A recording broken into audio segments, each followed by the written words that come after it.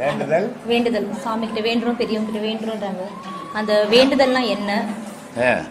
சரிங்களா ஐயா? அப்புறம் அடுத்தது ஒன்னே சொல்றிய. அப்புறம் வந்து தன்னை வருத்தி வேண்டுதல் வேண்டாமை வேண்டாம் ரெண்டு இல்ல, ஒன்று மட்டும் சொல்றிய. வேண்டுதல்னா குடு சாமியே நான் பிச்சை எடுக்கிறேன்றது. அப்படி வேண்டுதல் கூட தன்னை வருத்திக்கிட்டு இறைவன் கிட்ட வேண்டுறது. தன்னை எதை வருத்த முடியும் ஐயா? இப்போ வந்து பார்த்தீங்கன்னாக்கா, இப்போ நிறைய டிவியில் இல்லை நிறைய கோயிலுக்கு தேங்காவை கூட தலையில் உடச்சிலாம் கூட பரிகாரம் பண்ணுறாங்க. மூடத்தானத்தெல்லாம் நம்ம பேசக்கூடாது. முட்டாள்தானத்தை பற்றி நமக்கு எதுக்கு? கல்லுன்னு ஒன்று இருக்குது, அதில் உடச்சா ஓடிய போகுது. அது ஏன் ஊரை நம்ம தலையில் ஓடினா மண்டியை ஓடிக்கணும்? அப்படி இது முட்டாள்தானோ மூடத்தானோ? இது எதுக்கு நம்ம பேசிக்கணும்? அறிவுபூர்வமாக தான் கேளுங்க, அறிவுபூர்வமாக தான் கேள்வி. எனக்கா இந்த மாதிரி அவங்களோட வேண்டுதலுக்கும் குணத்துக்கும் சம்மந்தம் உண்டு. நிறைய சம்மந்தப்பட்டுக்குது. எவன் தலையில் ஓடிக்கிறான்னா அவன் 3 ஆடு அறுத்திருப்பான். அப்போ அவன் சாப்பிட்டது தான் அவன் தலையில் ஓடிக்க சொல்லுது இல்லையா? சாந்தமான பொருளை சாப்பிட்றவன் இன்னொருத்தன் தலையில் போய் ஓடிப்பானே. அப்போ அதனால தான் 3 விஷயம் சொல்லியிருக்குது. சாத்வீகம், தாமசம், ராஜசம் அப்படின்னு 3 விஷயத்த சொல்லிக்குது. அப்போது ராஜசம் அப்படின்னும் போது அவனுக்கு என்ன தோணுது? எல்லாம் என்னால் பண்ண முடியும், நான் தான் பண்ணுவேன் அப்படின்ற ஆணவம் வருது இல்லை.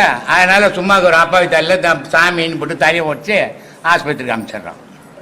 நான் ஒரு வீடியோவில் கூட சொன்னேன், இந்த நெருப்பு மெரிப்பாங்க இல்லை, அந்த நெருப்பு மெரிக்கிறதுக்கு கொளுத்தி கட்டியை கொளுத்தி பரப்பி வச்சுருப்பாங்க. இவன் எல்லைக்கு போயிட்டு அந்த நெருப்பில் சாமி அலங்காரம் பண்ணியிருக்கோம் எதிரும், அது நெருப்பில் இறங்கி போவான். இறங்கி போகும்போது அது நெருப்பாக இருந்தால் அந்த உணர்வு எல்லாம் போயிடுவான். அது ஒரு உணர்வு, மறுத்து போன உணர்வு. இப்போ நம்ம வீட்டில் உட்காந்துப்போம், அப்படியே எதையோ ஒன்று யோசிப்போம். யார் போனால் யார் வந்தான்னு கூட தெரியாது.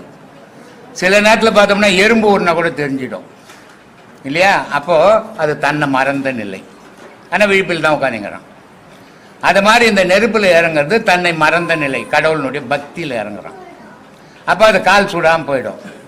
அங்கே எவனா ஆகாது வந்து ஒரு 1/2 கிலோ சர்க்கரை வாங்கி அப்படி தூவி விட்டுருந்தான்னா அவன் காலெல்லாம் உள்ள போய் கொப்பளமாயிடும் இல்லையா? ஒட்டிக்கும் நெருப்பு. அப்போ இது தேவையா? கடவுள்ன்றது நெஞ்சில் வைக்கணும், காலில் வச்சக்கூடாது. கடவுள்ன்றதை அறிவில் வைக்கணும், காலில் வச்சக்கூடாது. அப்போ குணத்துக்கு சம்பந்தம் உண்டு கண்டிப்பா. எந்த நீ குணமா வாழறியோ அந்த குணமான செயல் தான் செய்வேன். சாத்விக குணம் இருக்கவங்க அவங்களால முடிஞ்ச எளிமையான நன்மை செய்வாங்க, எளிமையான பக்தியை பண்ணுவாங்க. அதோட அவங்க யார் கட்டின்னு போயிடுவாங்க. அவங்க போய் இன்னொருத்தருக்கு தொந்தரவு கொடுக்க மாட்டாங்க. இந்த ராஜச பக்தி இருக்கிறவங்க என்ன பண்ணுவாங்க? இவங்களையும் வர்த்திப்பாங்க, அடுத்தவனையும் வர்த்த வச்சிருவாங்க. ஆனால் கடவுள் வந்து எப்பவுமே யாரையுமே வர்த்திக்க சொல்லலை. எண்ணத்தை மட்டும் இறைவன் மீது செலுத்துறான்றான். ஆனால் அதை செலுத்துறது கிடையாது. அந்த ஒரு நாள் தேங்காய் அடிக்கிறது, இதை அடிக்கிறது, மறுநாள் போய் பட்டை அடிக்கிறது இல்லையா? மறுநாள் என்ன அடிக்கிறான்? அப்படியே அங்கேருந்து இறங்கணுன்னு பாட்டில் கடை தான். அப்புறம் எங்கடா அங்கே சாமி வரும்? ஒரு அம்மா கிட்ட இப்ப கூட பேசிட்டு இருந்தீங்க, மனசை பத்தி பேசிட்டு இருந்தீங்க. ஆமா. அப்ப அவங்க நீங்க பேசும்போது ஒரு கேள்வி எனக்கு வந்தது. சரி. அது என்னன்னாக்கா, மனசு நம்ம ஆன்மாவுக்கும் மனசு உடல் இது 3க்கும் சம்மந்தம் இருக்கையா? நானும் என் ஆன்மாவும் ஒண்ணுங்களா? நானும் என் ஆன்மாவும் ஒண்ணுங்களா? என் உடலும் என் ஆன்மா ஒண்ணுங்களா? நீ நினைச்சுன்னு இருக்கிறது நீ உன் உடலும் ஆன்மாவும் மனசு வேற இல்ல. நீ நினைச்சுன்னு இருக்கிறது உன் உடம்பும் நீயும் ஒண்ணுன்னு நினைச்சுன்னு இருக்கிறீங்க. ஆமா. ஆனா உடம்பும் நீயும் ஒண்ணு இல்ல, உன் மனசும் நீயும் ஒண்ணு. அப்ப ஆன்மாவும் உடம்பு ஒண்ணு இல்ல இல்ல.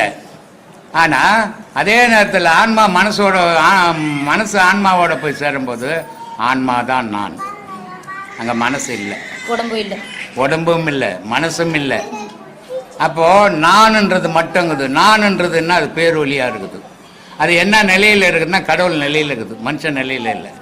திருப்பி அதுலேருந்து மனசு பிரிஞ்சு வந்துச்சுன்னு சொன்னா மனுஷன் மாறி போனா மனநிலைக்கு ஏற்ற மாதிரி செயல் செய்யறான். ஐயா 2 மாசம் முன்னாடி நம்ம பேசும்போது நம்ம தலை தான் கோபுரம் அப்படின்னு சொல்லியிருக்கீங்க. ஆமா. நீ கிரிவரணம் போக வேண்டாம், உனக்குள்ள இருக்க ஜோதியை மேலே பாரு அப்படின்னு. அப்படி அவங்க இதே வந்து ஐயப்பமார்கள் ஜோதியை பார்க்கறதுக்காக அவங்க அப்படிலாம் போறாங்க. அப்போ நம்ம பார்க்குற ஜோதி தலை மேலே இருக்கு. அப்போ மேலே ஜோதி இருக்குனாக்கா நமக்கு மேலே இருக்க ஜோதி மேலே இருக்கு. ஜோதின்ற பொருள்மா மனுஷனுக்குள்ள இருக்கிற வரைக்கும் தான் அவன் உயிர் வாழ முடியும். ம்.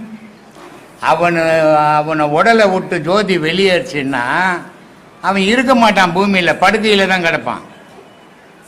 அப்போ மனுஷனுக்கு உயிர் என்னவாகுது, மனம் என்னவாகுது, ஆன்மா என்னவா இருக்குதுன்னா ஒளியும் ஓசையுமாகுது.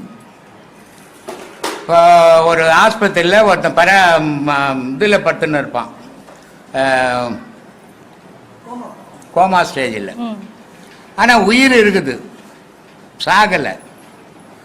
ஆனால் அவனை என்ன சொல்கிறாங்க, மூளைச்சாவு மூளைச்சாவு. இல்லையா? மூளைச்சாவுன்றது என்னது, அப்போ சாவுன்றது என்னது, மனமற்ற நிலை அப்படின்னு பார்க்கணும் நம்ம. மனசுன்றது தனியாக ஒரு பொருள், அது எண்ணம் மூச்சோட எண்ணம் கலந்த பொருள் மனசு. இந்த எண்ணமும் மூச்சும் போய் ஆன்மாவோட இணைஞ்சதுன்னா ஆன்மா தரிசனம் அது. ஆனால் அந்த ஆன்மா எங்கே இருக்குதுன்னா மனுஷனுடைய மூளைக்கு மேலே இருக்குது. கபாலத்துக்கு மேலே இல்லை, மூளைக்கு மேலே. கபாலத்துக்கு பிரணவமேடுன்னு பேர் அதுக்கு, இல்லையா? அதில் இருக்குது. இப்போ ஆடு இருக்குது இல்லை, அதனுடைய தலை உடச்சி பார்த்தீங்கன்னா மாதளம் தோல் உரிச்சுக்கிறியா, அது எப்படி மேடு பள்ளமாக இருக்குது, உன் தலை அதே மாதிரி தான் இருக்கும். மாதுளம் ஓடு மாதிரி தான் மனுஷனுடைய தலை. அப்போ அதுல அந்த மூளைக்கும் அந்த ஓட்டுக்கும் இடையில ஆன்மா இயங்குது. அப்போ ஒரு குழந்தை பிறக்கும் போது அந்த வழியா தான் அதனாலதான் அந்த உச்சி மட்டும் கொலன்னு இருக்குது பிறக்கிறதுக்கு முன்ன.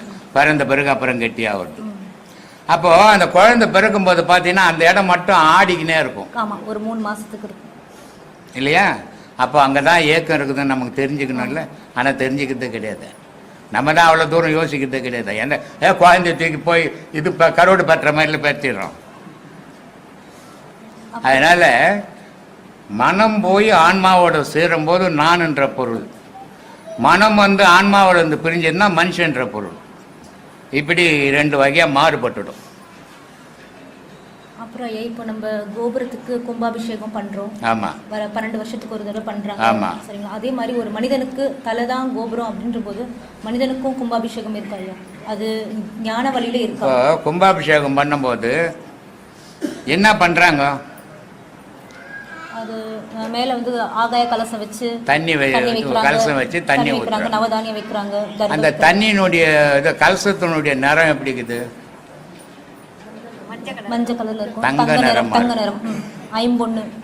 ஐம்பொண்ணுகிட்ட எந்த பொண்ணா இருக்கட்டும் தங்க நிறமா இருக்குது.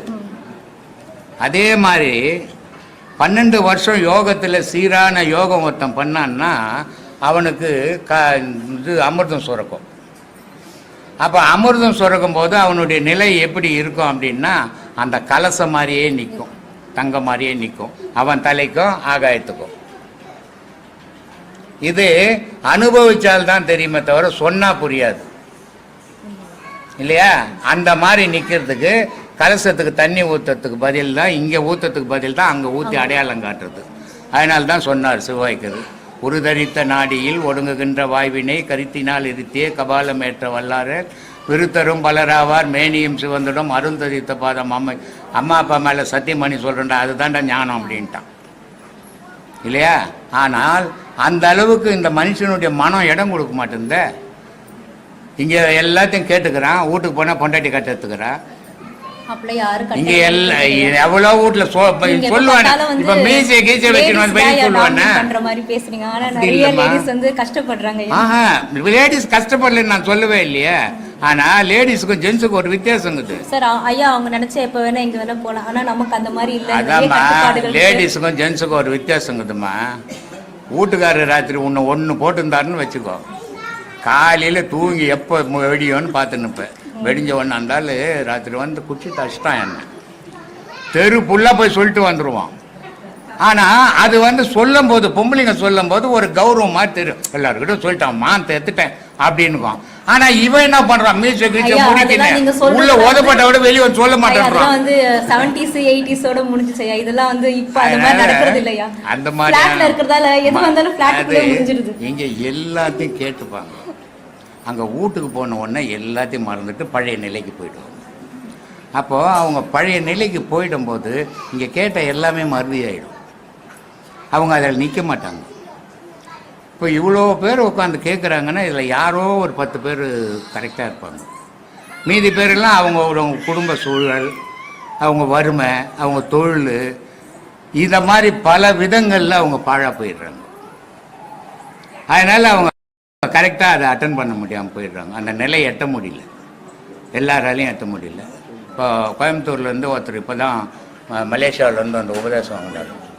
அவர் உபதேசம் வாங்கி 3 மாதம்தான் ஆகுது. ஒரு நாளைக்கு காலையில் 2 மணி நேரம், சாயந்தரம் 2 மணி நேரம் பண்ணுறாரு. ஒரு நாளைக்கு 4 மணி நேரம் பண்ணுறாரு. 4 மணி நேரம் பண்ணும்போது மலேசியாவில் பல கோடி ரூபாய் அங்கே போட்டுட்ருக்கிறாரு. அது வரல. ஆனால் இந்த உபதேசம் வாங்கிறதுக்கு முன்னே ரொம்ப வருத்தப்பட, இவ்வளோ பணம் போட்டேன், இப்படி போட்டேன், அப்படி போட்டேன், வரல, இப்படி ஆகிப்போச்சு, அப்படி ஆகிப்போச்சுன்னு. இப்போ 4 மணி நேரம் பாடம் பண்ணணும், வந்தால் வருத்தம் வரலாம், போட்ட சொன்ன இந்த மனநிலை கிடைக்கும் அதில்.